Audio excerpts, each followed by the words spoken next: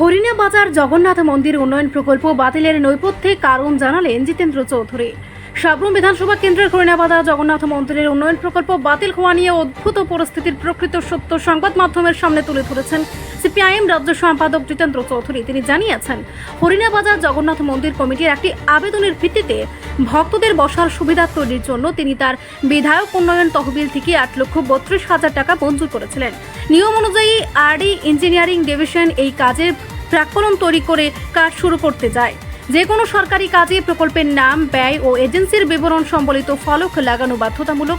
কিন্তু RD engineering এর কর্মীরা যখন মন্দিরের ফলকটি লাগাতে চান, তখন স্থানীয় একদল রাজনৈতিক কর্মী ও বাহুবলে এসে বাধা দেয়। ফলকে বিধায়ক জিতেন্দ্র চৌধুরীর নাম থাকায় তারা তীব্র আপত্তি জানায় এবং ফলক লাগাতে অস্বীকার করেন। ফলক ছাড়া সরকারি কাজ শুরু করা সম্ভব নয় বলে দপ্তর থেকে বিধায়ককে জানানো হলে তিনি বিষয়টি নিয়ে তাড়াহুড়ো না করে মন্দির কমিটিকে আলোচনার মাধ্যমে সমস্যা সমাধানের বার্তা পাঠান। জিতেন্দ্র চৌধুরী অভিযোগ করেন যে এই ঘটনার পর দীর্ঘ 6 মাস কেটে গেলেও মন্দির কমিটির কোনো কর্মকর্তা বা সদস্য তার সাথে যোগাযোগ করেনি। সম্প্রতি বিধায়ক তহবিল পর্যালোচনার সময় দেখা যায় যে সরকারি নিয়ম অনুযায়ী টেন্ডার হওয়া টাকা অনির্দিষ্টকালের জন্য ফেলে রাখা যায় না। তাই দীর্ঘ নিষ্ক্রিয়তার কারণে প্রশাসনের নোডাল অফিসার তথা এসডিএম একটি সরকারি মেমোর মাধ্যমে প্রকল্পটি বাতিল করে দেন। প্রকল্প বাতিলের পর এখন মন্দির কমিটির কিছু পরিচিত ব্যক্তি সংবাদ মাধ্যমে ক্ষোভ প্রকাশ করছেন, যা সম্পূর্ণ ভিত্তিহীন। কমিটির নিজস্ব লোকদের বাধার কারণে যে এই জনহিতকর কাজটি বাতিল হয়েছে তা আড়াল করতে এখন দায় এড়ানোর চেষ্টা চালাচ্ছে বলে তিনি স্পষ্ট জানান। এটা ঠিক যে প্রকল্পটা এটা সাবরুম সদরে নয়, সাবরুম বিধানসভা কেন্দ্রের অধীন হরিণা বাজারে সেখানে একটা ভগবান জগন্নাথ দেবের মন্দির আছে। সে মন্দির সংলগ্ন এলাকায় একটা যে ভক্তরা আসবেন, বসবেন, এরকম একটা কাঠামো বা সুবিধা তৈরি করার জন্য একটা দরখাস্ত আমি পাই সেই জগন্নাথ মন্দিরের যে কমিটি তাদের তরফ থেকে। আমার কাছে কমিটির সভাপতি বা সম্পাদক এরকম কেউ আসেননি। তো আরও অনেকগুলো দরখাস্তের সাথে যখন আমি এটা পাই, এটা রাস্তার পাশে, আমি চিনি জায়গাটা,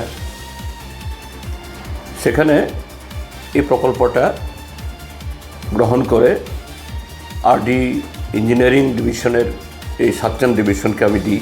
তারা এস্টিমেট করে আমার কাছে জমা দিলে পর আমি আমার বিধানসভা এলাকার উন্নয়নের জন্য যে বছরে 75 লক্ষ টাকা পাই, তার থেকে 8,32,000 টাকা সম্ভবত আমি মঞ্জুর করি।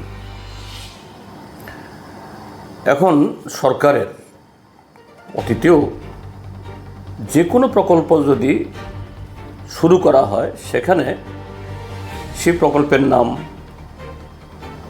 তার আনুমানিক ব্যয় কত, অর্থাৎ এস্টিমেটেড অ্যামাউন্ট কত, এমনকি কোন এজেন্সি আর কোন খাত থেকে টাকাটা খরচ হচ্ছে, এটা ডিসপ্লে করতে হয়।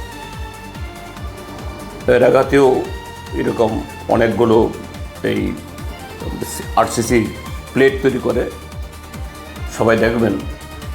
তো এরকম করে এটা যখন টেন্ডার ইত্যাদি করে কন্ট্রাক্টর নিয়োগ হয়ে কাজ শুরু করার জন্য এই প্লেটটা লাগাতে যাবে,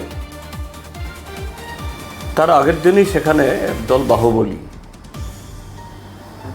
এলাকার লোক, মানে এই মণ্ডলের লোক বলে পরিচিত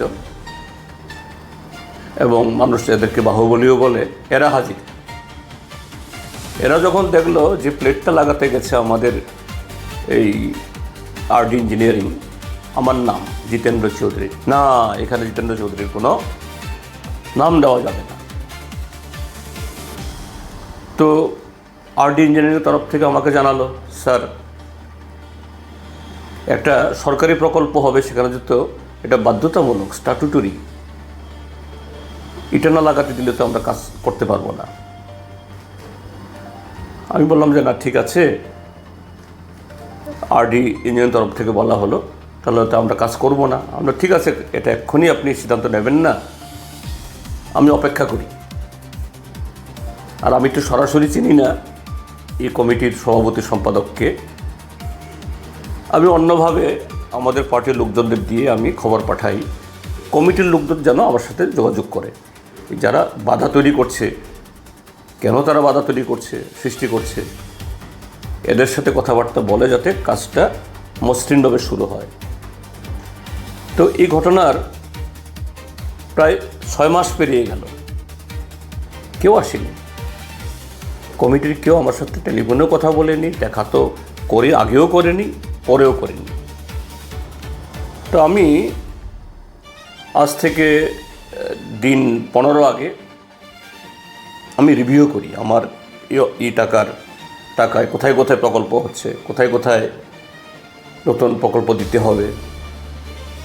তখন আমাকে জানানো হয় এটা সম্পর্কে, কারণ একদিন তো চলে থাকতে পারে না।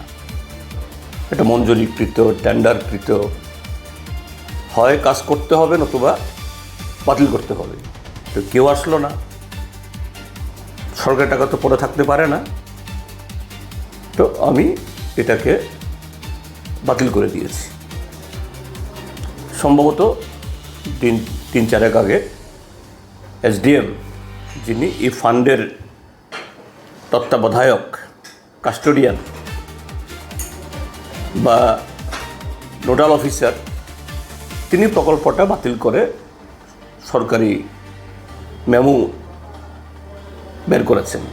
এরপরেই আমি মিডিয়াতে দেখছি যে এই জগন্নাথ বাড়ির মন্দিরের কমিটির লোকজন পরিচয় দিয়ে মিডিয়াতে তারা আবির্ভাব হচ্ছেন, এইভাবে এটাকে বাতিল করে দিল। অথচ এই লোকগুলো সবাই আমার পরিচিত। একজন তো শিক্ষক ছিলেন, খুবই পরিচিত। একটা দিনও তারা দেখা করতে বা টেলিফোনে করলেন না, আর এখন এসে এরা কুম্ভীরাশ্রু ছাড়ছেন। কাজেই এটার পেছনে ঘটনা হলো এই, অর্থাৎ সেখানে আমার কাছে সেরকমভাবে না চাইতেই আমি দিয়েছি, কিন্তু কাজ করতে যাওয়ার পর তাদেরই লোকজন বাধা দিয়েছে, তার জন্য করা যায়নি। আর একদিন তারা চুপ ছিল, এখন বাতিল করার পর এরা উদয় হলো। আসলে এখন তারা এই মন্দিরের কমিটি বা ভক্তদের কাছে জবাব দিতে পারছেন না, পাল্টা আমার উপর দায় চাপিয়ে দিয়ে নিজেদের চামড়া রক্ষা করার জন্য এসব করে যাচ্ছে। এই হলো ঘটনার পেছনে। রিপোর্ট সংবাদ প্রতীক্ষা।